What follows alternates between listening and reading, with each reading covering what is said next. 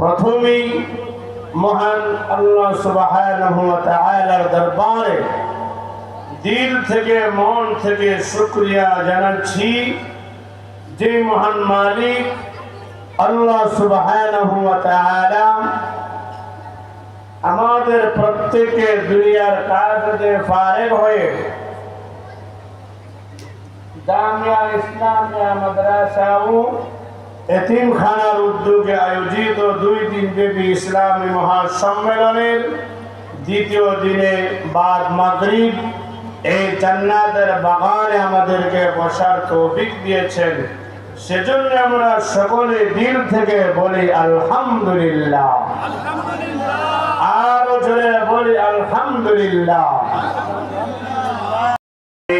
আমরা দুনিয়ার পিছনে এমন ভাবে লেগে আছি, দুনিয়ার পিছনে এমন ভাবে আমরা মজে আছি, আখিরাত ভুলে গিয়েছি। কথা বলেন ঠিক কিনা?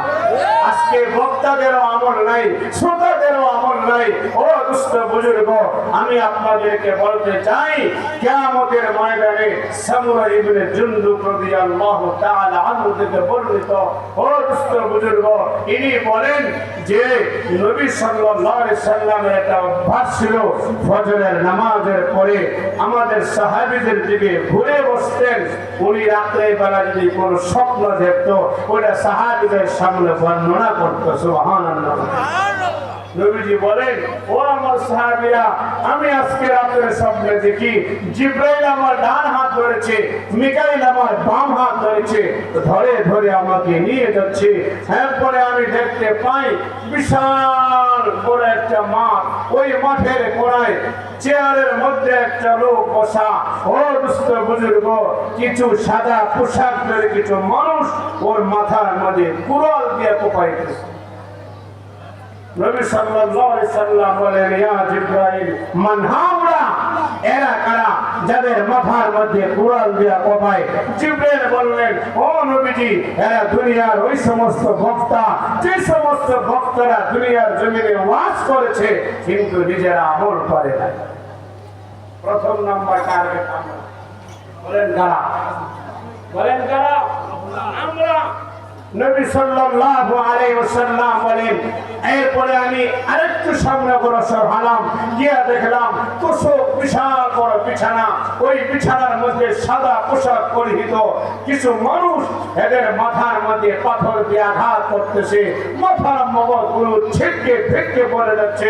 নবীজি বললেন, এরা কারা? জিবরাইল বললেন, এরা হলো দুনিয়ার ওই আলেম, যারা আলেম শিখেছে কিন্তু আমল করে না। 2 নম্বর আমরা। 3 নম্বর, নবীজি বলেন, আমি হাঁটতে হাঁটতে গিয়ে দেখলাম বিশাল বড় একটা মটকা, ওই মটকার মধ্যে আপনার তেল ভর্তি আগুন দিয়ে জ্বালাইতেছে। ও দুস্থ বুজুর্গ, ওই মটকার ভিতরে এক শ্রেণীর নারী পুরুষ উলঙ্গ, পরনে কোনো কাপড় নাই, ওই নারী পুরুষকে ওই উত্তপ্ত তেলের মধ্যে নিক্ষেপ করা হচ্ছে। ও দুস্থ বুজুর্গ, নবীজি বললেন, ওই মটকার ওই তেলের ভিতর থেকে দুর্গন্ধ বের হচ্ছে। জিবরাইল বললেন, ও নবীজি, আপনি কি জানেন এরা কারা? এরা হলো দুনিয়ার ওই সমস্ত নারী পুরুষ যারা দুনিয়ার জমিনে জিনা ব্যভিচার করেছে, গান বাজনা নাটক সিনেমা করেছে। বলেন না নাউযুবিল্লাহ। এই গুনাহ আমাদের মুসলমানের দ্বারা হয় কিনা? গান বাজনা সমাজে আছে কিনা? বলেন। ও দুষ্ট বুজুর্গ, আজকে মহিলাদের ঘর থেকে কোরআন তেলাওয়াত বিদায় নিয়ে চলে